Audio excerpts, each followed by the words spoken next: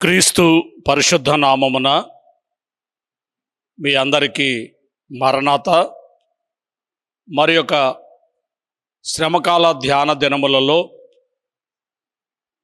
యేసుక్రీస్తు యొక్క శిలువను ధ్యానించుటకు హతసాక్షులైనటువంటి ఆయన శిష్యులను గురించి ధ్యానించుటకు ప్రభువు అనుగ్రహించిన ఈ సమయాన్ని బట్టి ప్రభువును స్తుతించుచు దేవుని ఘనపరచుచు ఉన్నాను. ఆ దేవదేవునికే మహిమ ఘనత కీర్తి ప్రభావములు కలుగునుగాక. ఆమెన్. 12 మంది అపోస్తులుల చరిత్ర మనము ధ్యానం చేశాము. ఇప్పుడు మరి యొక్క అపోస్తులుని గురించి మనం ఇప్పుడు ధ్యానం చేయబోతూ ఉన్నాం. ఈయన అపోస్తులుడే కానీ తన అపోస్తలత్వమును పోగొట్టుకున్న అపోస్తులుడు. ఈయనను గురించి మనం మత్తయి సువార్త 10వ అధ్యాయం 4వ వచనంలో, మార్కు సువార్త 3వ అధ్యాయం 19వ వచనంలో చూస్తే ఆయన గురించి పరిచయం ఏమని చెప్పారు అంటే, ఆయనను అప్పగించిన యోధా అని పరిచయం చేశారు. లూకా సువార్తికుడు లూకా గారు 6వ అధ్యాయం 16వ వచనంలో ద్రోహియగు ఇస్కరియోతు యోధా అన్నారు. ఆయన అప్పగించిన యోధా అన్నారు, ద్రోహియగు ఇస్కరియోతు యోధా అని అన్నారు. ప్రియమైన వాళ్ళరా గమనించండి, ఈయన ద్రోహి అయి ఉన్నాడు. ప్రభువును 30 వెండి నాణెములకు అమ్మివేసిన వాడై ఉన్నాడు.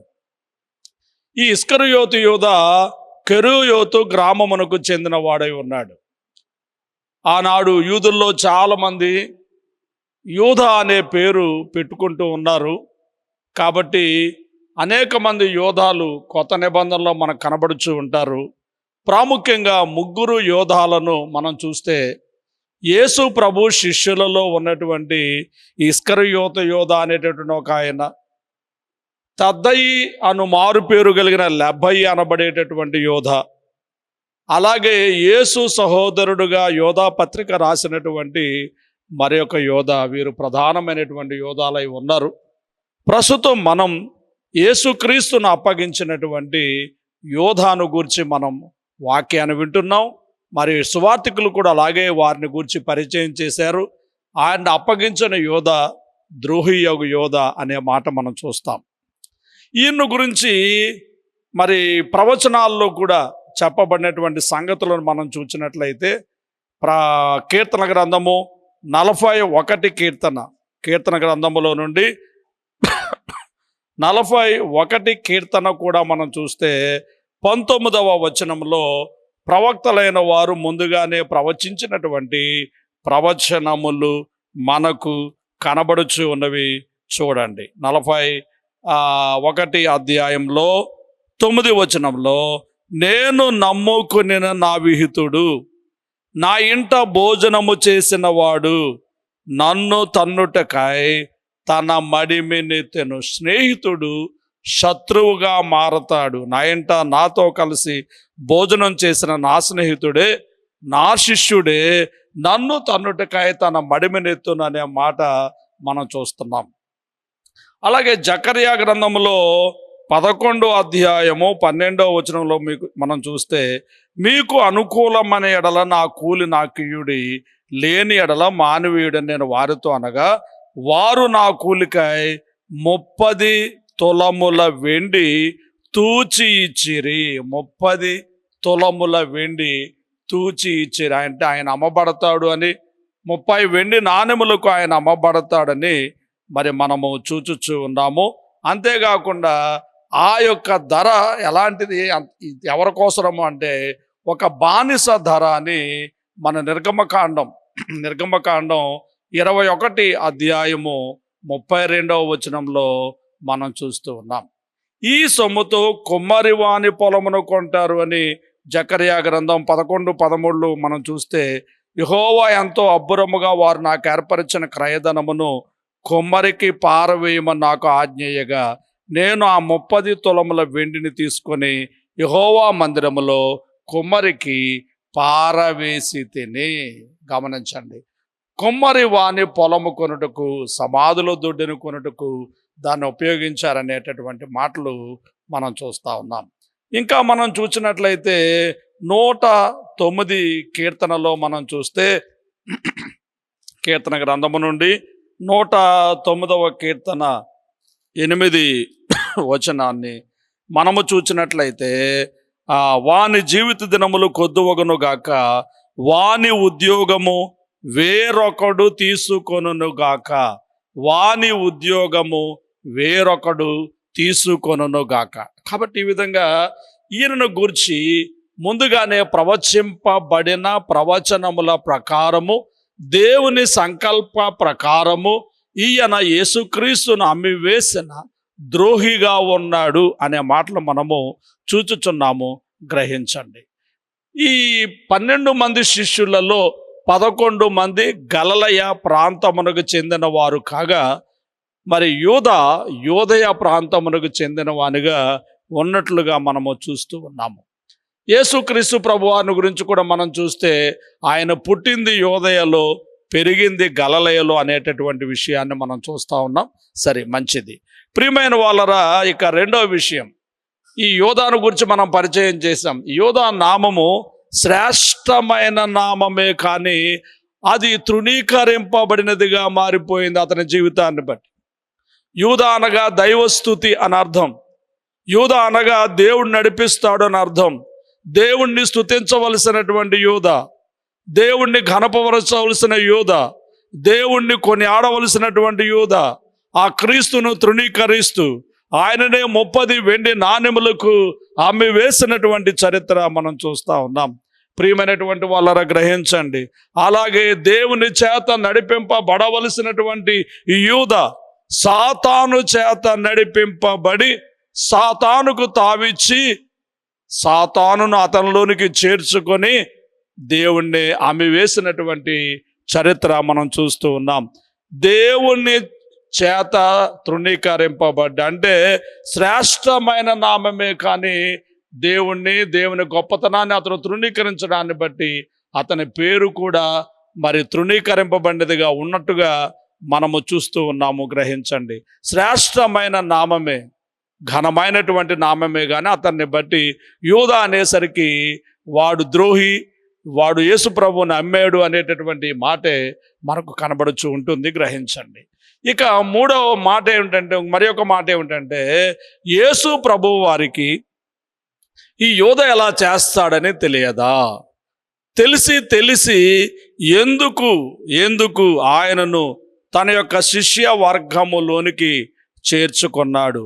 మొదటి ప్రశ్న ఏమిటంటే, యేసుక్రీస్తు వారికి తెలియదా? 6వ అధ్యాయం యోహాను సువార్త 64వ వచనాన్ని మనం చూస్తే, మీలో విశ్వసింపని వారు కొందరు ఉన్నారని వారితో చెప్పాను. విశ్వసించని వారెవరో, తన్ను అప్పగింపబోవాడెవడో మొదటి నుండి యేసునకు తెలియను. విశ్వసింపని వాడెవడు, ఆయనను అప్పగించు వాడెవడు, యేసునకు తెలియను. ఆయనకి తెలియందేమీ లేదు, సమస్తము ఆయనకు తెలుసు. ప్రియమైన వాళ్ళరా, గమనించండి, అన్నీ ఆయనకు తెలుసు. ఇక 6వ అధ్యాయం 70వ వచనం చూడండి. అందుకు యేసు, నేను మిమ్మల్ని 12 ఏర్పరచుకొనలేదా? మీలో ఒకడు సాతాను అని వారితో చెప్పాను. మీలో ఒకడు సాతాను. 71వ వచనం, సీమోను ఇస్కరియోతు కుమారుడైన ఆ యూదా 12 మందిలో ఒకడై ఉండి ఆయనను అప్పగింపబోచుండెను గనుక వానిని గూర్చి ఆయన ఈ మాట చెప్పాను. ఈ మాట చెప్పాను అంటే, యేసు ప్రభువు నాకు తెలియదా అంటే తెలుసును, కానీ మరి యొక్క తరుణమును దేవుడు అతనికి ఇచ్చాడు. మారతాడేమో, గడువుల మీద గడువులు. మనుషులు మారడానికి దేవుడు అనేకమైన గడువులు ఇస్తూ ఉంటారు, గడువుల మీద గడువులు ఇస్తూ ఉంటారు. ఈయనకు మరి యొక్క గడువును ప్రభు ఇచ్చి ఉన్నారు, మరి యొక్క తరుణమును దేవుడు ఇచ్చి ఉన్నారు. కానీ ఆయన ఆ తరుణమును సద్వినియోగపరుచుకొనలేదు. ఆ తరుణమును అతడు దుర్వినియోగపరిచినట్లుగా మనము చూచుచున్నాము, గ్రహించండి. ఈయన ఎలాంటి వాడు అంటే డబ్బు ఆశపరుడు. అందుకే తరుణం ఇచ్చినను ఆ తరుణమును వినియోగించుకోలేని దుష్టుడుగా, దుర్మార్గుడుగా మనం చూస్తున్నాం.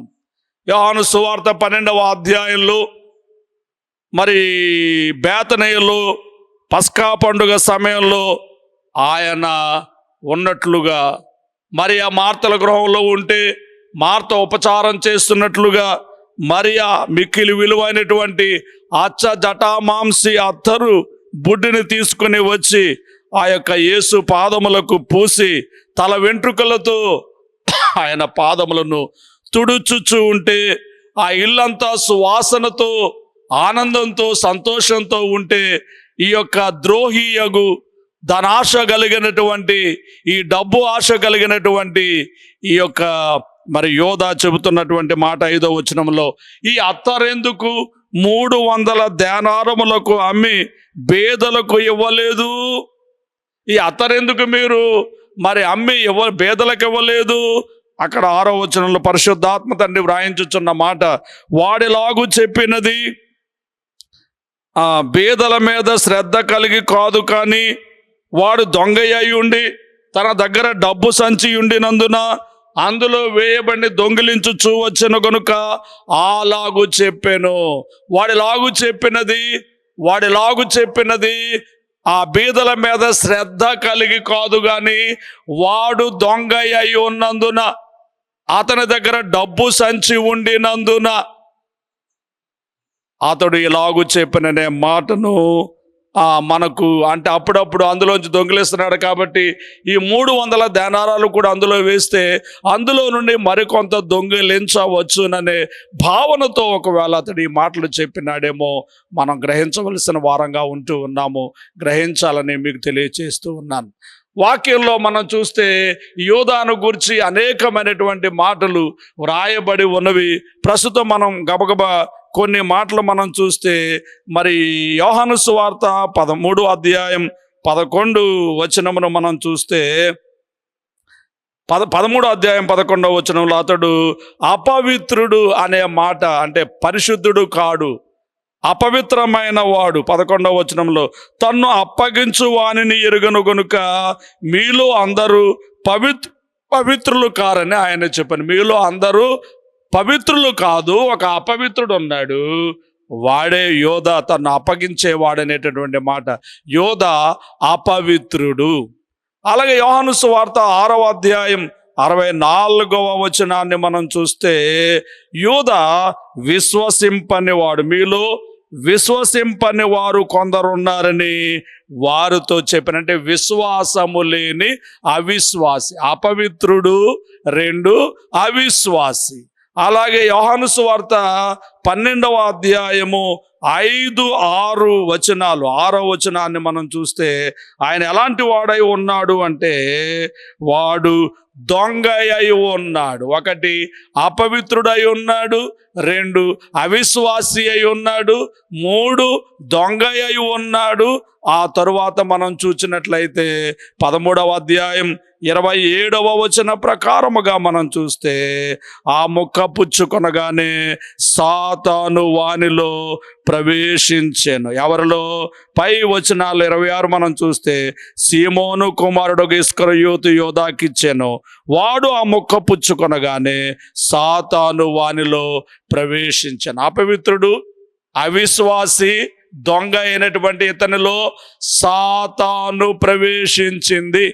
ఇంకో మాటలో చెప్పాలంటే 6వ అధ్యాయం 70వ వచనం యోహాను సువార్త ప్రకారంగా మనం చూస్తే మీలో ఒకడు సాతాను అతనిలో ప్రవేశించడమే కాదు, మీలో ఒకడు సాతాను, వాడే సాతాను అంటూ చెప్పబడినటువంటి మరి యొక్క మాట. ఈ సాతాను అతనిలో ప్రవేశించడాన్ని బట్టి తన గురువునే అమ్ముకోవడానికి బేరములాడుచు ఉన్నాడు అని మత్తయి సువార్త 26వ అధ్యాయాన్ని మనం చూసినట్లయితే అక్కడ 15వ వచనంలో ఈ మాటలు మనకు కనబడుచు ఉన్నవి. అప్పుడు 12 మందిలో ఒకడు ఇస్కరియోతు యూదా ప్రధాన యాజకుల యొద్దకు వెళ్ళి, నేను ఆయన్ను మీకు అప్పగించిండల్లా నాకేమి ఇత్తురని వారిని అడిగాను.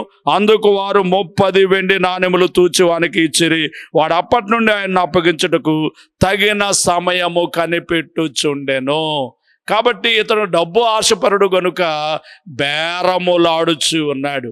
ఇంకా చాలా విషయాలు మనకి గ్రంథంలో ఉన్నాయి, కానీ అన్నిటిని మనం ఇప్పుడు ధ్యానం చేయలేం. కానీ అతనిని గూర్చి ప్రభువు చెప్పిన ఒక్క మాట మనం చూద్దాం. మత్తయి సువార్త 26వ అధ్యాయము 24వ వచనాన్ని మనం చూస్తే, మనుష్య కుమారుని గూర్చి వ్రాయబడిన ప్రకారం, ముందుగా ప్రవక్తలు ప్రవచించిన ప్రకారము ఆయన పోవుచున్నాడు, గాని ఎవని చేత మనుష్య కుమారుడు అప్పగింపబడుచున్నాడు ఆ మనుషునికి శ్రమ, ఆ మనుష్యుడు పుట్టి ఉండని ఎడల వానికి మేలని చెప్పాను. ఆ మనుష్యుడు పుట్టి ఉండని ఎడల వానికి మేలు. కాబట్టి ప్రియమైన వాళ్ళరా, అపవిత్రుడు, అవిశ్వాసి, దొంగ సాతాను అతనిలో ప్రవేశించాడు. అతనే ఒక సాతానుగా ఉన్నాడు. అందుచేత ప్రభువును బేరములాడి 30 వెండి నాణెములకు అమ్మివేశారు. ప్రభు అతను గురించి చెప్పిన మాట, వాడు పుట్టకుండా ఉంటే మేలుకరముగా ఉండేది. ఈయన డబ్బు ఆశపరుడు. అందరి గుండె లబ్ డబ్ అని కొట్టుకుంటూ ఉంటే, ఇతని గుండె డబ్బు డబ్బు డబ్బు అని కొట్టుకుంటుందని కొందరు ఆయనను గూర్చి తెలియచేస్తూ ఉంటారు. దేవుని పిల్లలమైన మనందరం కూడా, దేవుని శిష్యులుగా ఉన్న మనందరం కూడా ధనాశపరులమై ఉంటే కడకు కలిగేది మన యొక్క స్థితిని పోగొట్టుకోవడమే తప్ప ఉపయోగం ఉండదు. అనేక మంది డబ్బును ఆశించి తమ భక్తిని, విశ్వాసమును కోల్పోయారు. మనము డబ్బు ఆశపరులంగా కాకుండా దేవుని కొరకు జీవించేటటువంటి పరిస్థితిని మనం కలిగిన వారమై ఉండవలసిన వారమై ఉన్నాము. గుర్తించవలసిందిగా మీకు మనవి చేయొచ్చు ఉన్నాను. ఇక మరొక మాట, యూదా పశ్చాత్తాపపడినట్టుగా మనం చూస్తాం. మత్తయి సువార్తలో 27వ అధ్యాయంలో 3వ వచనం నుండి, అప్పుడు ఆయన అప్పగించిన యూదా ఆయనకు శిక్ష విధింపబడగా చూచి పశ్చాత్తాపపడి ఆ 30 వెండి నాణెములు ప్రధాన యాజకుల యొద్దకును పెద్దల యొద్దకును మరలా తెచ్చి, నేను నిరపరాధ రక్తమును అప్పగించి పాపము చేసితనని చెప్పాను. వారు దానితో మాకేమి, నీవే చూచుకొనమని చెప్పగా, అతడు ఆ వెండి నాణెములు దేవాలయములో పారవేసి పోయి ఊరి పెట్టుకొనెను. యూదా పశ్చాత్తాపము నిజమైనదేనా? యూదా పశ్చాత్తాపము నిజమైనదేనా? అతడు పశ్చాత్తాపపడి, అంటే ప్రభువును అమ్మివేసిన తరువాత దూరా నుంచి పరిస్థితులు ఎలా ఉంటాయని గమనిస్తూ ఉన్నాడు. ఆయనకు శిలువ శిక్ష వేశారు. భారమైన శిలువ కొయ్యను ఆయన భుజాల మీద పెట్టారు. ఆ యెరూషలేము వీధుల గుండా ఆయన నడిపిస్తూ ఉన్నారు. నెమ్మదిగా ఆయన్ను ఆ కల్వరి కొండకు తెచ్చారు.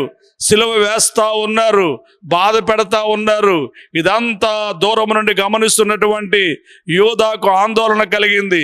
అయ్యో, నేను నిరపరాధ రక్తాన్ని అప్పగించి పాపం చేశాను అనుకొని గబగబా 30 వెండి నాణాలు తీసుకొని ప్రధాన యాజకుల యొద్దకు వచ్చి, అయ్యా ఇదిగోండి మీ సొమ్ము మీకు ఇచ్చేస్తున్నాను అంటూ ఆయన పశ్చాత్తాపపడిన పరిస్థితులు మనం అక్కడ చూస్తూ ఉన్నాం. కానీ వారేమన్నారు అంటే, దానితో మాకు పని లేదు, దానితో మాకు పని లేదు, నీ కర్మ నువ్వు అనుభవించు అని అన్నారు.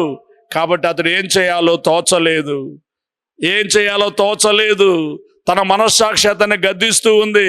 నిన్ను ప్రేమించాడే, నిన్ను గణపరిచాడే, నీ చేతికి డబ్బు సంచి ఇచ్చాడే, అప్పుడప్పుడు నీవు ఆ యొక్క సొమ్మును అపహరిస్తూ ఉంటే చూచి చూడనట్టుగా ఊరుకున్నాడే.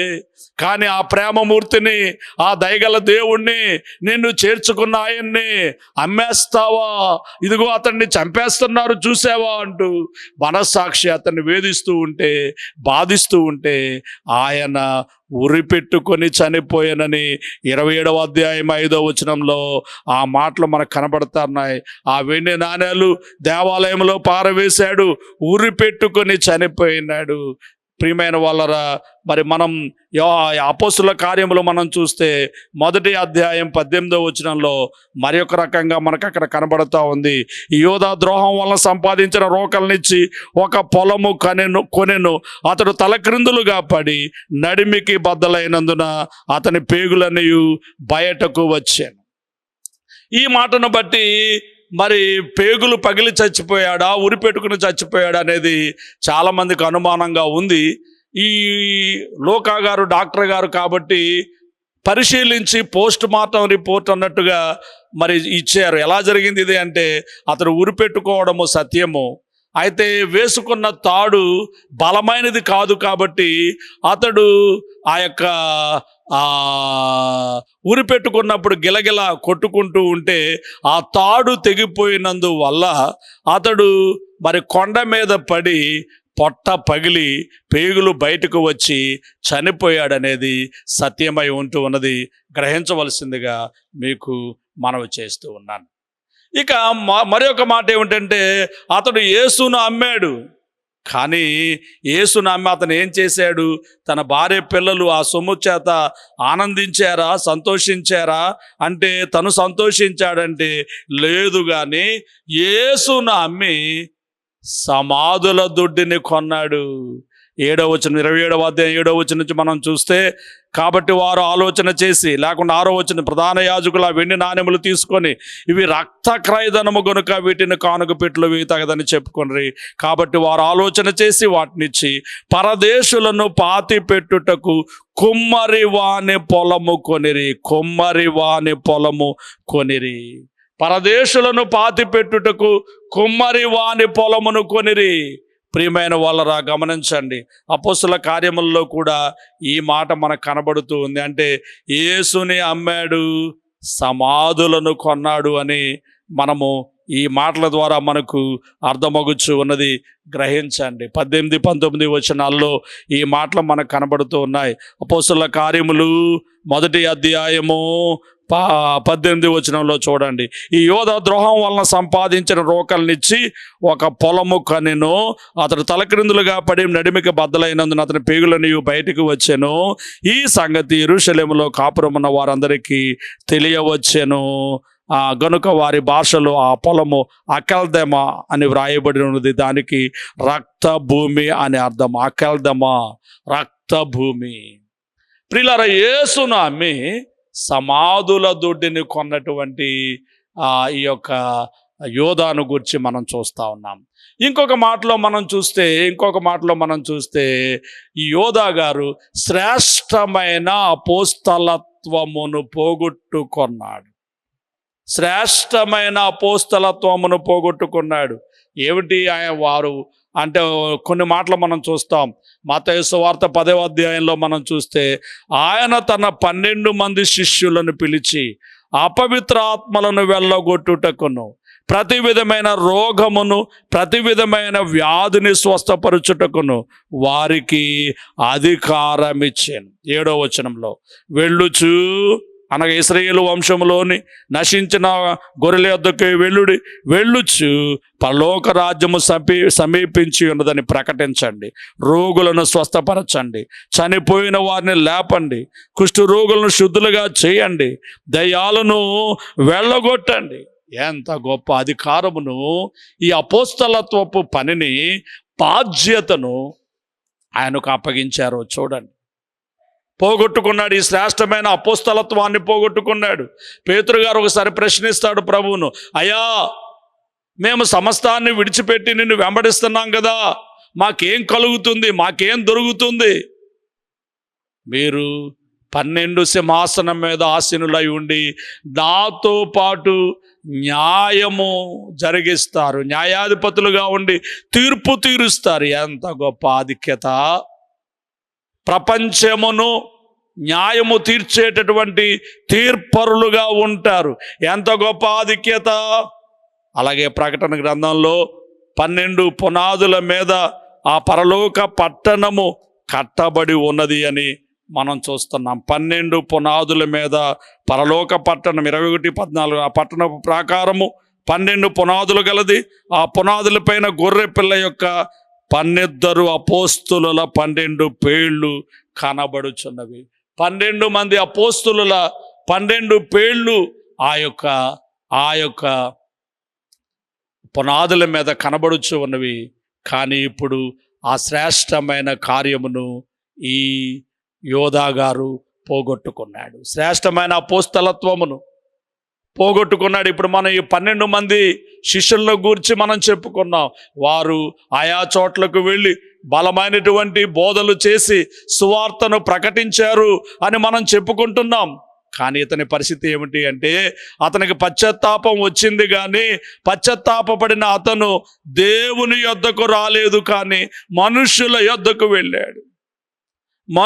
యొద్దకు వెళ్ళాడు. ప్రధాన యాజకుల యొద్దకు వెళ్ళాడు. అయ్యో, నేను నిరపరాధ రక్తమును అప్పగించి పాపం చేశానని అన్నాడు. కానీ క్రీస్తు యొద్దకు రాలేకపోయాడు.